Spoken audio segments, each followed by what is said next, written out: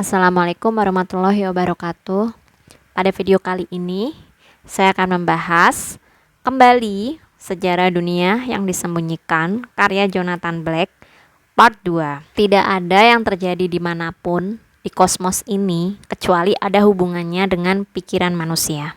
Dalam pengalaman Schrödinger, seekor kucing duduk di dalam sebuah kotak dengan materi radioaktif yang memiliki kemungkinan 50% bisa membunuh kucing itu. Baik kucing itu mati maupun hidup, kemungkinannya tetap 50% terjadi pada waktunya. Seperti adanya hingga kita membuka kotak untuk melihat apa yang ada di dalamnya. Dan ketika itulah peristiwa yang sesungguhnya, peristiwa mati atau selamatnya kucing itu terjadi. Setelah melihatnya, kita baru tahu apakah kita membunuh atau menyelamatkan kucing itu. Perkumpulan-perkumpulan rahasia itu selalu mempertahankan pendapat bahwa keseharian dunia berperilaku sama. Dalam dunia perkumpulan-perkumpulan rahasia itu, sebuah koin yang dilempar berkali-kali dalam keadaan laboratori yang ketat akan tetap mendarat dengan gambar kepala di atas sebanyak 50% dan gambar ekor 50% dari kasus-kasus menurut hukum probabilitas. Bagaimanapun, hukum tersebut hanya akan berlaku dalam keadaan laboratori. Dengan kata lain, hukum tersebut hanya bisa diterapkan ketika semua subjektivitas manusia sengaja ditiadakan. Dalam keadaan hal-hal biasa, ketika kebahagiaan manusia dan harapan untuk mencukupi diri sendiri tergantung pada hasil dari putaran dadu, maka hukum probabilitas dibengkokkan. Maka hukum-hukum yang lebih mendalam akan berlaku. Akhir-akhir ini kita semua merasa nyaman dengan kenyataan bahwa keadaan emosional mempengaruhi keadaan jasmani kita. Dan selanjutnya, perasaan yang mendalam itu bisa mengakibatkan perubahan mendalam dan lama. Apakah untuk menyembuhkan atau melukai dampak psikosomatis. Namun dalam alam semesta yang dijelaskan buku ini, keadaan emosional kita langsung mempengaruhi keadaan luar tubuh kita juga.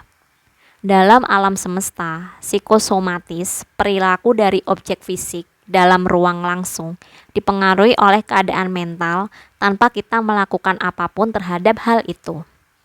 Kita bisa menggerakkan materi dengan cara memandanginya. Dalam Chronicle Volume 1, buku kenangan Bob Dylan yang baru saja diterbitkan, ia menulis tentang apa yang akan terjadi jika seorang pribadi mengubah waktu kehidupannya. Untuk melakukan ini, Anda harus memiliki kekuatan dan dominasi atas roh-roh. Aku pernah melakukannya sekali. Ia menulis bahwa pribadi seperti itu mampu untuk melihat ke dalam hati benda-benda. Kebenaran sejati hal-hal bukan metaforis juga, tetapi benar-benar melihat, seperti menatap logam dan membuatnya meleleh, melihat seperti apa adanya dengan kata-kata keras dan pemahaman keji. Perhatikan penekanan bahwa ia tidak sedang berbicara tentang metaforis. Ia sedang berbicara langsung dan sangat jelas tentang sebuah kearifan kuno yang kuat, dilestarikan dalam perkumpulan-perkumpulan rahasia. Sebuah kearifan yang didalami oleh seniman-seniman besar, penulis, dan pemikir yang telah membentuk budaya kita.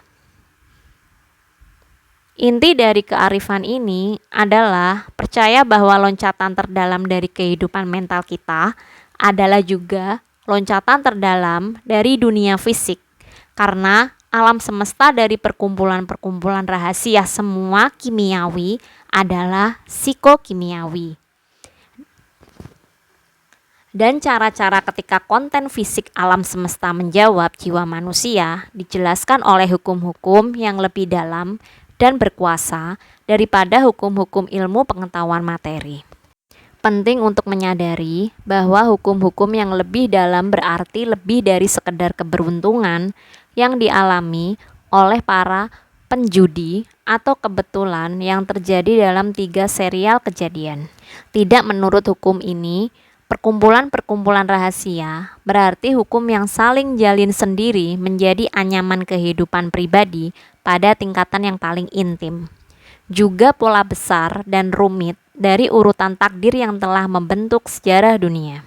Teori dalam buku ini adalah bahwa kejadian-kejadian yang biasanya kita jelaskan dalam istilah politik, ekonomi, atau bencana alam bisa dilihat lebih menguntungkan dalam istilah yang lain, lebih berpola spiritual. Semua pemikiran yang serba terjungkil balik dari perkumpulan-perkumpulan rahasia itu, semuanya yang aneh dan membingungkan dalam akar kata yang berikutnya dari kepercayaan bahwa pikiran mendahului materi. Kami hampir tidak mempunyai bukti untuk melanjutkan ketika memutuskan bahwa apa yang kami percaya terjadi pada awal waktu. Tetapi pilihan yang kami ambil memiliki implikasi besar sekali untuk pengertian tentang cara dunia berjalan. Gagasan bahwa dunia fisik menanggapi keinginan dalam dan ketakutan kita sulit dan mungkin agak membingungkan, sehingga kita akan terus-menerus kembali padanya untuk memahami dengan lebih baik. Pada tahun 1933, Andrew Britton, seseorang yang setia pada filosofi perkumpulan rahasia, mengatakan sesuatu yang mengagumkan yang telah mencerahkan seni dan patungnya sejak itu, dan tidak pernah lagi dalam hal karya-karya kebanyakan mengatakan segala jenis rongsokan kapal atau sampah laut di dalam raihan kita harus dianggap sebagai sebuah endapan dari keinginan kita. Jika Anda percaya bahwa materi datang sebelum pikiran, Anda harus menjelaskan bagaimana sebuah kesempatan yang datang bersamaan dari bahan kimiawi menciptakan kesadaran yang sulit.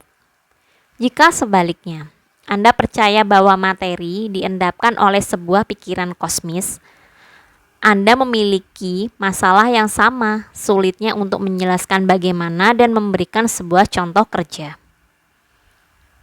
Dari pendeta-pendeta di kuil-kuil Mesir hingga ke perkumpulan-perkumpulan rahasia, dari Pythagoras hingga Rudolf Steiner, orang Austria yang memulai pada akhir abad ke-19 hingga awal abad 20, contoh ini selalu dipahami sebagai sebuah rangkaian pemikiran yang berasal dari pikiran kosmis. Pikiran murni untuk memulai, pemikiran awal ini kemudian menjadi sebuah semacam protomateri. Energi yang semakin memadat kemudian menjadi materi yang sangat halus, sehingga lebih halus daripada gas tanpa partikel apapun. Akhirnya emanasi itu menjadi gas, kemudian cairan, dan akhirnya padat. Kevin Warwick adalah profesor dari Cybernetics di Reading University dan salah satu dari pencipta kecerdasan tiruan yang terkemuka. Bekerja dalam lingkungan persaingan yang ramah bersama teman seangkatannya di MIT, Amerika Serikat, ia telah membuat robot-robot yang mampu berinteraksi dengan lingkungan dan belajar sehingga bisa menyesuaikan perilaku mereka. Robot-robot ini memamerkan satu tingkat kecerdasan yang sesuai dengan kecerdasan hewan terendah seperti lebah. Dalam 5 tahun, katanya, robot-robot akan mencapai tingkat kecerdasan kucing dan dalam 10 tahun mereka akan setidaknya secerdas manusia. Ia juga sedang membuat sebuah generasi baru komputer robot yang diharapkannya mampu merancang dan membuat komputer lainnya.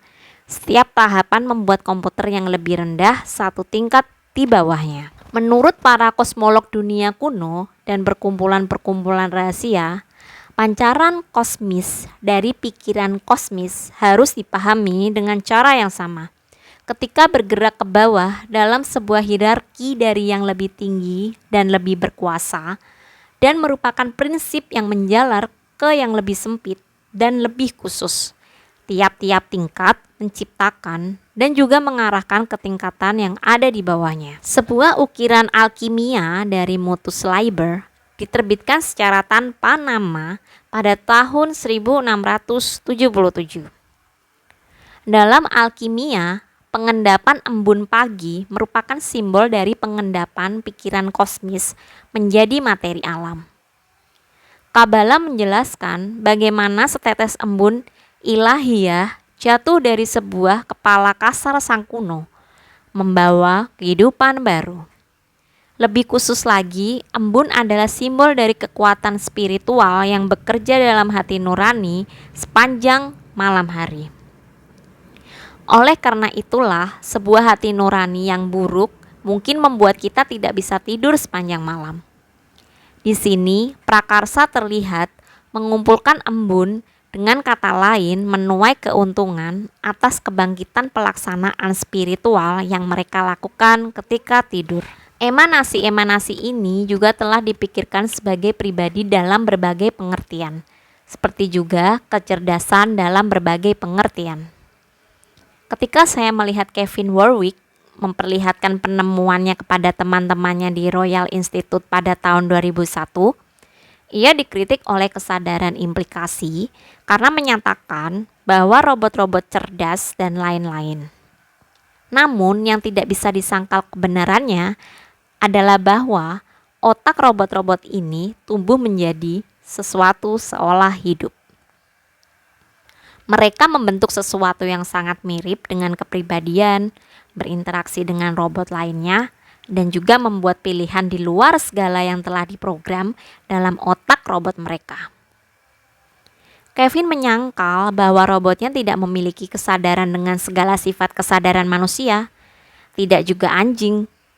Anjing sadar dengan cara anjing, dan robotnya katanya sadar dengan cara robot. Tentu saja dalam beberapa hal-hal semacam kemampuan untuk membuat perhitungan matematis secara cepat, robot-robot memperlihatkan sebuah kesadaran yang luar biasa dibandingkan kesadaran kita sendiri. Kita mungkin memikirkan tentang kesadaran emanasi dari pikiran kosmis dalam istilah yang sama. Kita juga mungkin diingatkan tentang guru-guru spiritual Tibet yang dikatakan mampu membentuk sejenis pikiran yang disebut tulpas dengan cara pemusatan perhatian yang kuat dan visualisasi. Orang-orang seperti ini kita bisa menyebutnya sebagai makhluk berpikir, menjalani semacam kehidupan yang mandiri, sederhana, dan memuja guru mereka. Demikian juga dengan Paracelsus, penyihir Swiss abad ke-16, menulis tentang apa yang disebutnya dengan aquastor, makhluk yang dibentuk oleh kekuatan dari imajinasi terpusat yang mungkin menghasilkan sebuah kehidupannya sendiri dan dalam keadaan khusus menjadi terlihat bahkan berwujud. Pada tingkat terendah dari tingkatan itu, menurut doktrin kuno dan rahasia dalam segala budaya, makhluk berpikir dari pikiran kosmis ini saling berkait dengan begitu kuat sehingga mereka menciptakan tampilan materi padat. Hari ini, jika Anda ingin menemukan bahasa untuk menjelaskan fenomena aneh ini, Anda mungkin memilih mencarinya ke mekanis kuantum. Tetapi dalam kelompok-kelompok rahasia ini saling jalin dari kekuatan tak terlihat untuk menciptakan perwujudan dunia materi yang sudah dipahami sebagai jaring cahaya dan warna atau dengan menggunakan istilah alkimia matriks. Ilmuwan terkemuka bertanya, apakah kehidupan hanya sebuah mimpi? Kepala berita ini muncul di Sunday Times pada Februari tahun 2005. Kisah itu menceritakan Sir Martin Rees, bangsawan astronomi Inggris, berkata, lebih dari beberapa dekade komputer telah berkembang dari hanya mampu menciptakan pola-pola sangat sederhana hingga menjadi mampu menciptakan dunia-dunia maya dengan banyak detail. Jika kecenderungan itu berlanjut, kita bisa bayangkan komputer yang akan menciptakan dunia-dunia yang mungkin bahkan serumit dunia yang kita tinggali sekarang ini. Ini membangkitkan pertanyaan filosofis. Bisakah kita sendiri berada di dalam sebuah stimulasi seperti itu? Dan bisakah apa yang kita pikir adalah alam semesta menjadi semacam kubah surga daripada hal yang nyata? Dalam beberapa hal yang kita mungkin bisa menjadi ciptaan lebih dari stimulasi itu. Kisah yang lebih luas telah membuat para ilmuwan terkemuka di seluruh dunia semakin tertarik oleh tingkat kehalusan mengagumkan yang penting bagi kita untuk berkembang. Dan ini membuat mereka bertanya-tanya, apa yang nyata sesungguhnya? Akhir-akhir ini, perkembangan ilmu pengetahuan, novel-novel, dan film-film telah membuat kita terbiasa dengan gagasan-gagasan bahwa kebiasaan sehari-hari yang kita anggap sebagai kenyataan bisa jadi merupakan sebuah kenyataan virtual. Philip K. Dick, yang mungkin adalah penulis pertama yang memulai gagasan ini dalam budaya pop, sangat tegas dalam kearifan yang berhubungan dengan keadaan-keadaan pengganti dan dimensi sejajar. Novelnya yang berjudul Do Androids Dream of Electric Sheep difilmkan sebagai Blade Runner. Film-film lain dengan tema seperti ini termasuk Minority Report juga berdasarkan sebuah buku karya Dick dengan judul Total Recall, The Truman Show, dan Eternal Sunshine of the Spotless Mind.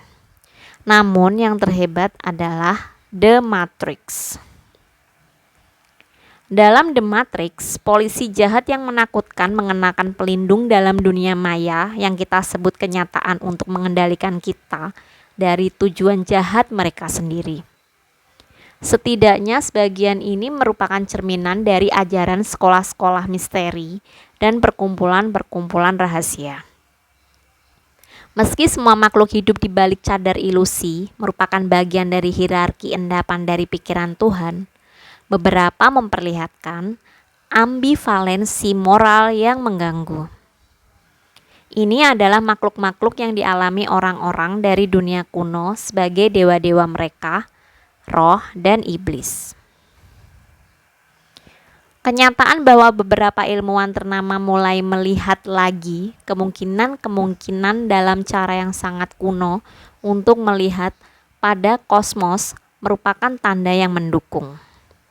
Meski kepekaan modern memiliki sedikit kesabaran terhadap metafisika, dengan yang tampaknya memiliki pemikiran tinggi, abstraksi yang dicari menumpuk saling menumpuk, kosmologi dunia kuno merupakan sebuah mesin filosofi yang hebat seperti yang akan dibolehkan oleh sejarawan yang adil.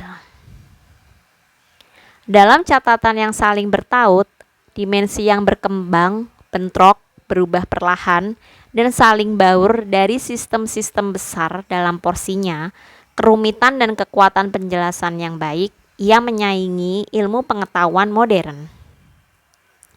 Kita tidak bisa begitu saja mengatakan bahwa fisika telah menggantikan metafisik dan membuatnya berlebihan. Ada sebuah kunci perbedaan antara sistem-sistem ini, yaitu mereka menjelaskan hal-hal yang berbeda. Ilmu pengetahuan menjelaskan bagaimana alam semesta menjadi seperti yang sekarang ini.